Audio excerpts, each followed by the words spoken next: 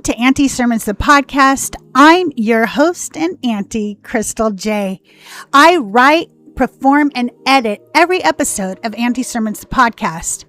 I was a Christian for over 50 years. I was a Sunday school teacher, a Bible study teacher, and when I finally deconstructed my Christianity, I realized there was something I had missed all along, and that was the stories of the women in the Bible. All of them.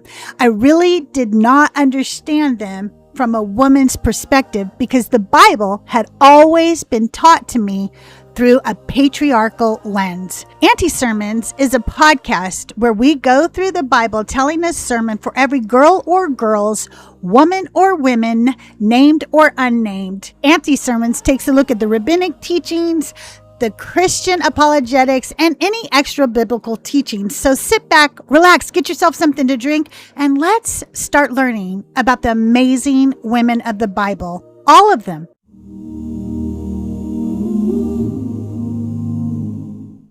Today, we're talking about Bilhah. She only speaks through what other people do to her. She is handed from one person to another, used to solve other people's problems, and then almost disappears from the story altogether.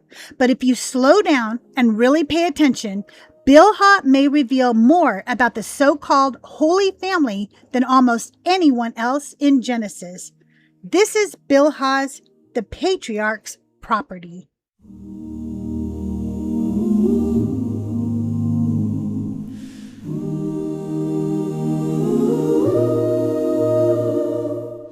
I was so angry writing this sermon that I got writer's block. Not because I didn't know what to say, but because I knew exactly what I wanted to say and I didn't even want to sit down and say it. I kept stepping away. I kept avoiding it. This one took me longer than the others. I pushed it off for at least a week. That's why you haven't heard a new sermon. Yeah, I've had some medical stuff going on, but this one was different because I was mad. I was mad because I didn't know her.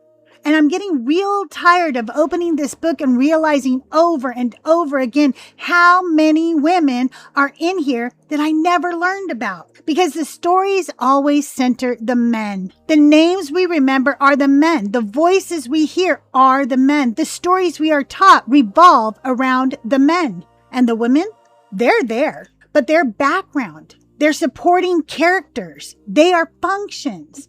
And then I start doing the research and I have this moment where I think, do I even want to know this story? Because every time I do this, I end up right back here, angry about the erasure, angry about the silence, angry about how little we are told. I want to give these women a voice. I want each one to feel different, unique, human. But the text doesn't give us much to work with because their stories are not about them. They orbit the men. They serve the narrative. And that makes me angry. Yes, I'm an angry atheist, God damn it. And I have every right to be because of the way women are represented in these so-called holy scriptures. And Bilhah is no different. Genesis 29:29. Laban gave Bilhah, his servant, to his daughter Rachel to be her servant. She was given away. And that tells you everything the Bible wants you to know immediately about Bilhah. She is property. She's not human. Not to the scriptures, not to this family. Her name is Bilhah. And even here, the text doesn't give us much. Scholars aren't even fully sure what her name means. Some suggest it could mean timid or bashful. Others connect it to something like troubled, alarmed, dismayed. There are even suggestions that it could carry the sense of being worn down, exhausted.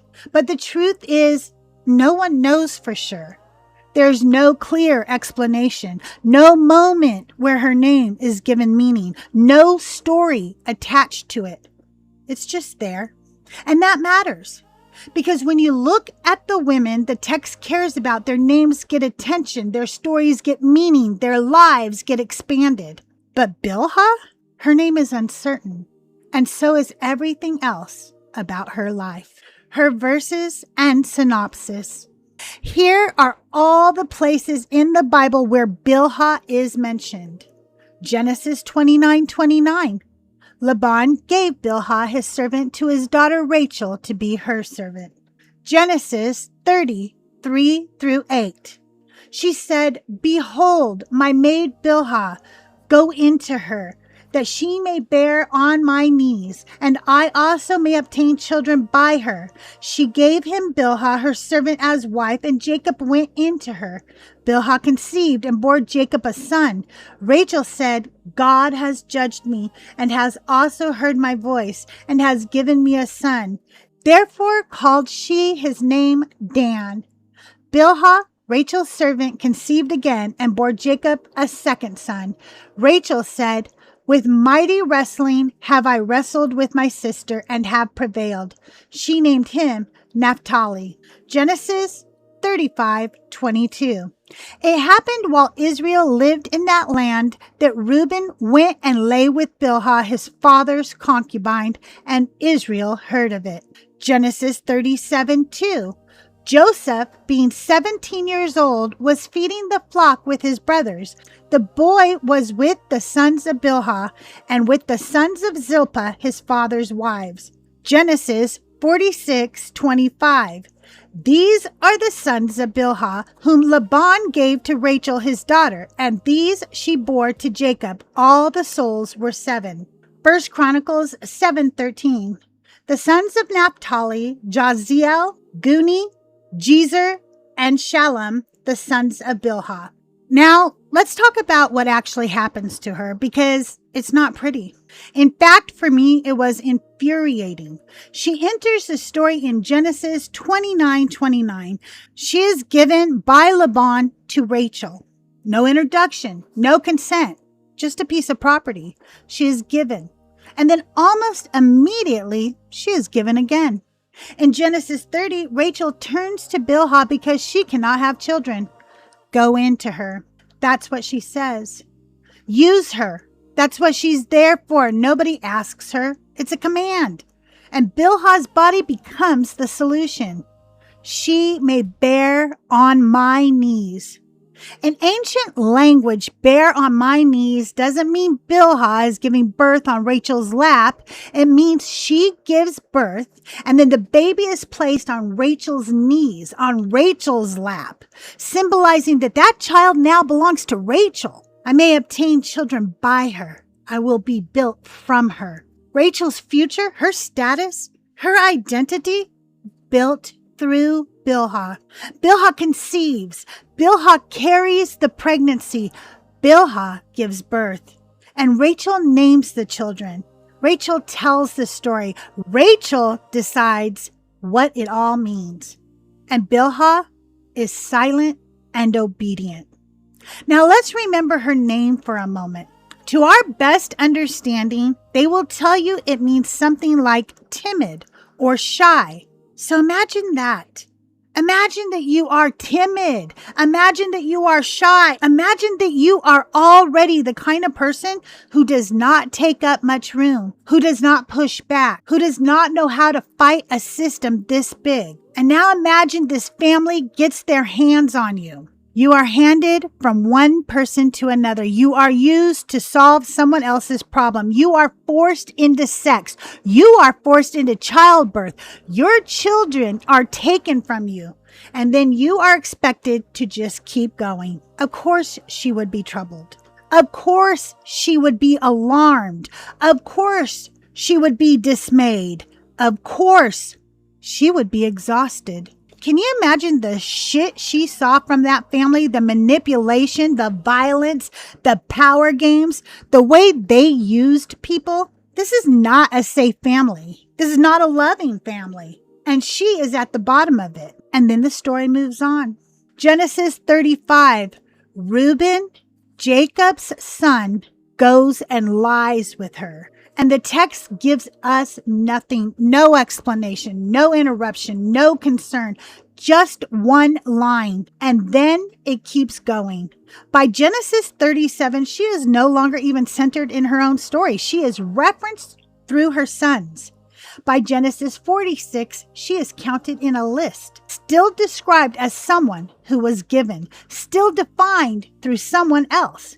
And by the time we reach 1 Chronicles, she is nothing more than a genealogical note, a name attached to descendants. So if you step back and look at her life across the text, she is given, she is used, she is taken from, she is never asked, and through all of it, she never gets a voice, not even once. Rabbinic teaching. Now, when the rabbis come back to this story, they know exactly where the problem is. They see it the moment in Genesis 35 where Reuben goes and lies with Bilhah. That's the problem. And instead of sitting in it, they start working around it. In the Babylonian Talmud, Shabbat 55b, the rabbis say, whoever says Reuben sinned is mistaken. And then they explain it away. They say Reuben didn't actually sleep with Bilhah. What he did was move his father's bed. Because after Rachel died, Jacob put his bed in Bilhah's tent. And Reuben was angry about that, so he disrupted the arrangement. And the text treats that act as if he had slept with her.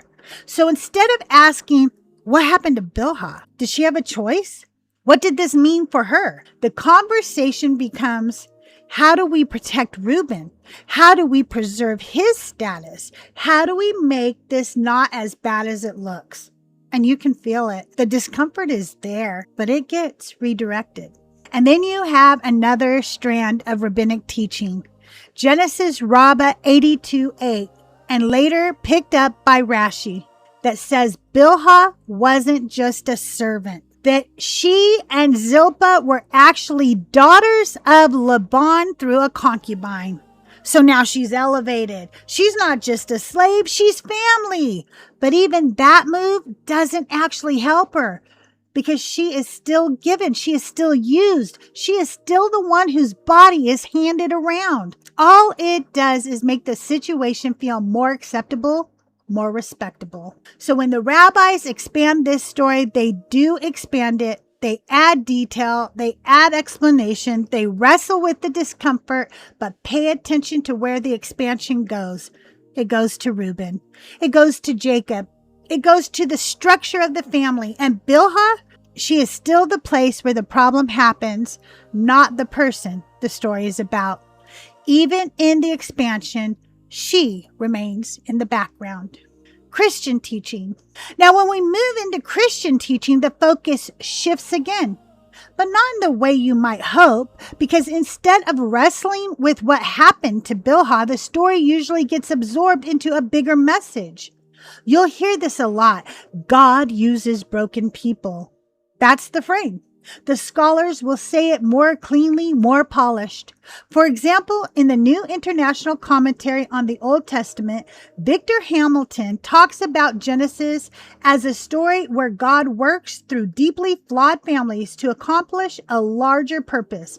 And that sounds good until you stop and ask, at whose expense? Because when this story gets told in Christian spaces, the attention stays on the main players. Jacob, Rachel, the formation of the tribes, even Reuben, his sin, his fall from status.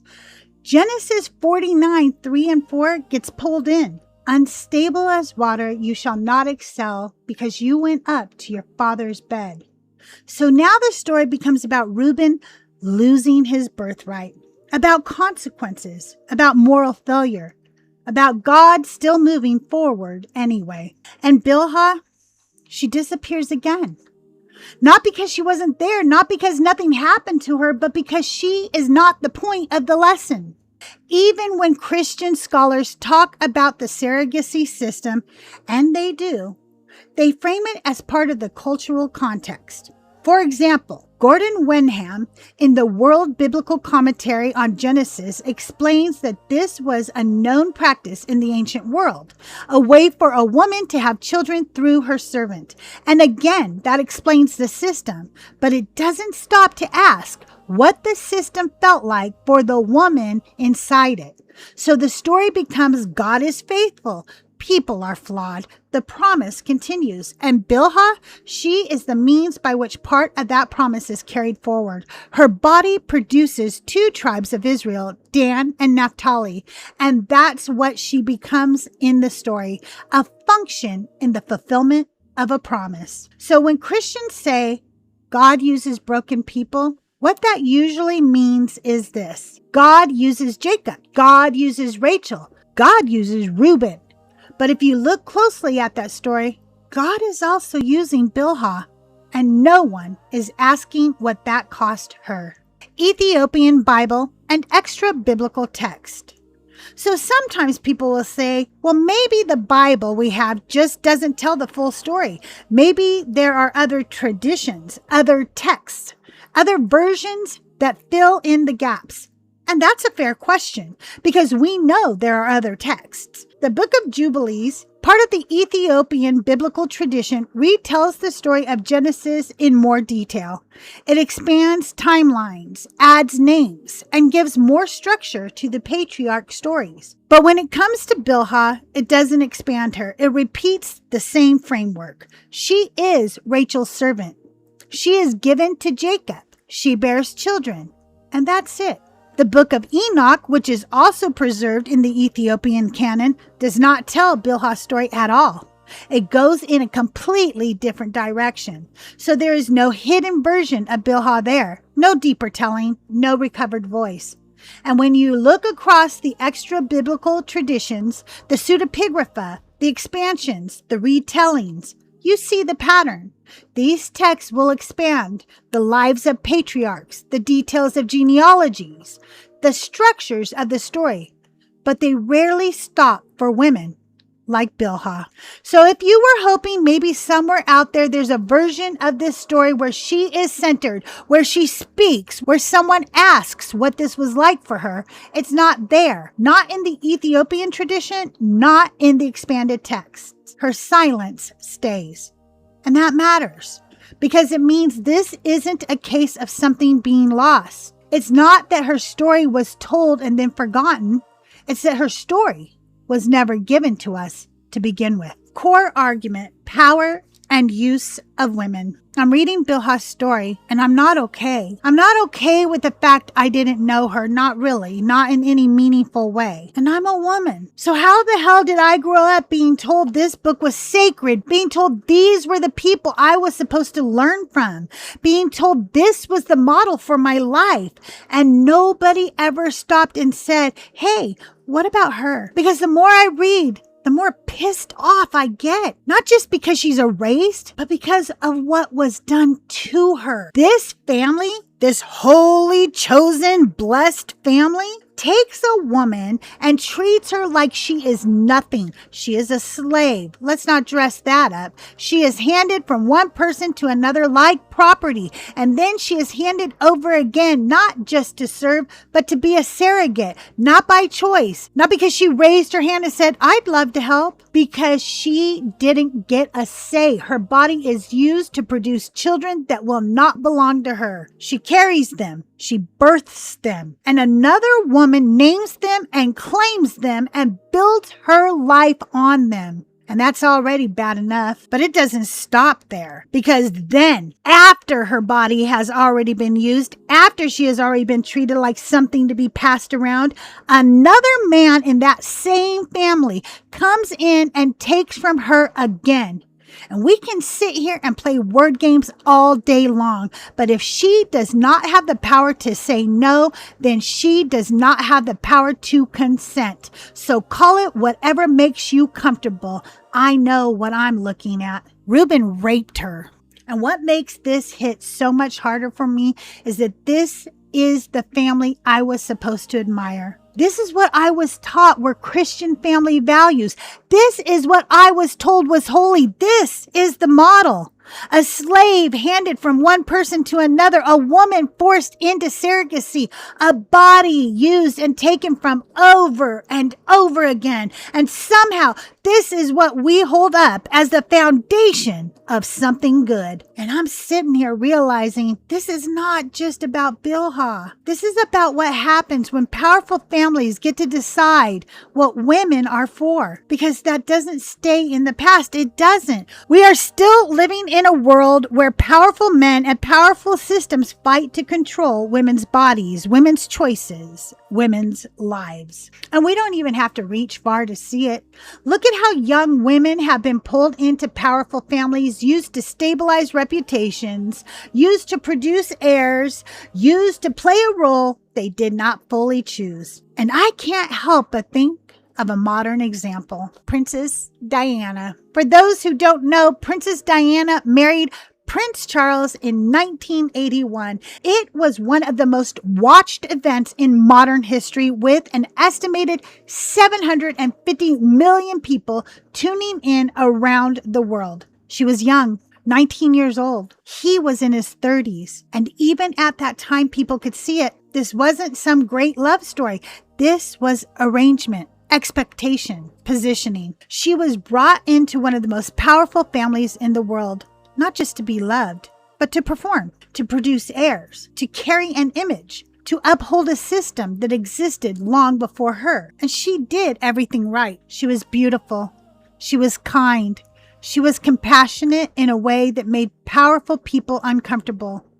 She touched people others wouldn't touch. She sat with people others ignored. She didn't keep her distance from suffering, and that made her dangerous to a system that depends on distance. And the world loved her for it. But inside that family, you could feel it. They didn't like that the world loved her more than the institution. They didn't like that she couldn't be controlled. She did things they thought were beneath her, like running races with children at public events, laughing, getting messy, being human. That wasn't how she was supposed to behave. She was supposed to fit the role. And while she's trying to carry all of that, her husband is having an affair. The marriage breaks. And after that, the system turns on her. Quietly, strategically, trying to reshape her image, trying to pull her back into something they could manage. But it didn't work, because by then, she wasn't just theirs.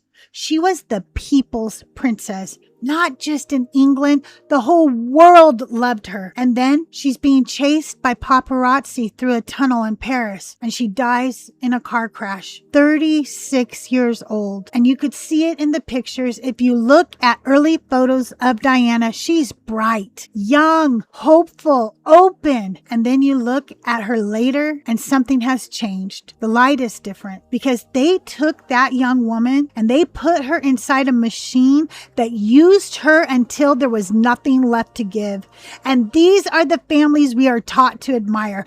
Families with power, families with influence, families that take young women, shape them, use them, and call it tradition, call it duty, call it honor. So when I read Bilhah, I don't just see an ancient story. I see a pattern, and it's still here. You see it too. Powerful people using women, systems protecting themselves, stories being rewritten to make it all look acceptable. And when we look at that pattern, when we follow from Bilhah to someone like Princess Diana, we do not see something that ended. We see something that is still here. Because when Christians talk about Christian family values, these are the families they are emulating. Families who take young women like Bilhah, like Princess Diana, and use them. They use them like inanimate objects.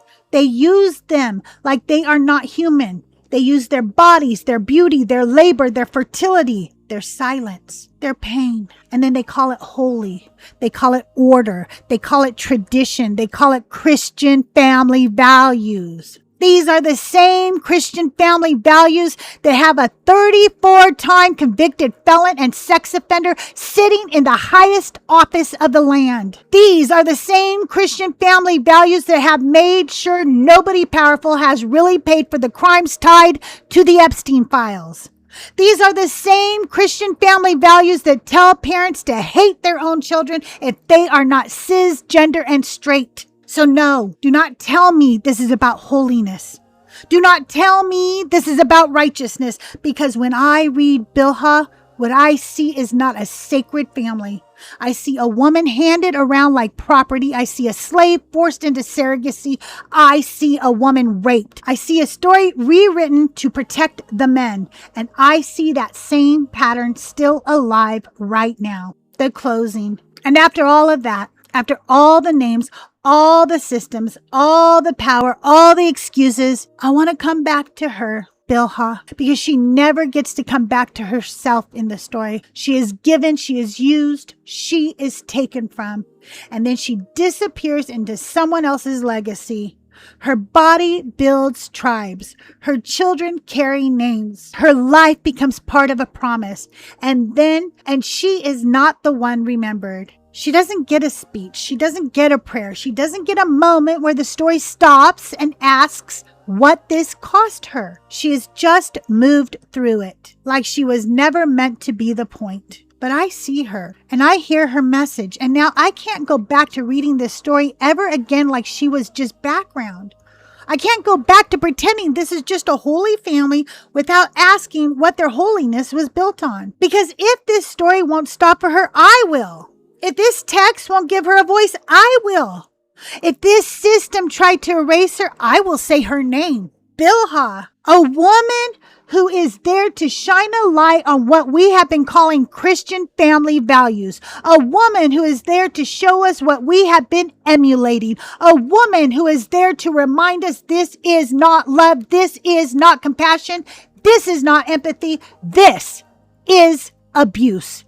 This is what it looks like when power decides what a woman is for. This is what it looks like when a family builds itself on the bodies of women. This is what it looks like when we call something holy that should have been questioned from the very beginning. So no, this is not something to admire. This is not something to aspire to. This is not something to recreate in your own home. This is something to end. This is not how you respect women. This is not how you raise daughters to love themselves. This is not how you raise sons to understand vulnerability. This is not how you dismantle patriarchy. This is how you keep it alive. And if Bilhah could speak, I think what she would say is this. The next time somebody tells you the reason they are still a Christian is because they admire Christian family values, or the reason they voted the way they did is because of their Christian family values, remember the very foundation of what they are talking about. It is this family. These are the Christian family values that have shaped our world. These are the Christian family values that continue to shape our country. These are the Christian family values that are used to justify taking away the rights of women and marginalized people everywhere. And if she lived this, if she suffered this, then she is showing you exactly what this system is. She is showing you what these values produce. So I'll ask you this. As for you and your house, are these your family values? A system that treats a woman like property, uses her body, and takes her children? Because in my house, family values actually mean you value the people in your family, all of them, equally. And we could never build a family on a system that dehumanizes women, creates hierarchies, and calls it holy.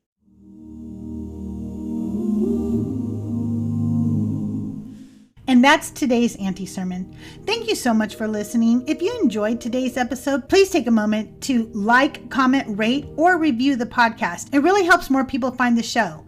And if you'd like to support the podcast financially, check out my link tree in the show notes. There are several ways you can support the show and the work that I do.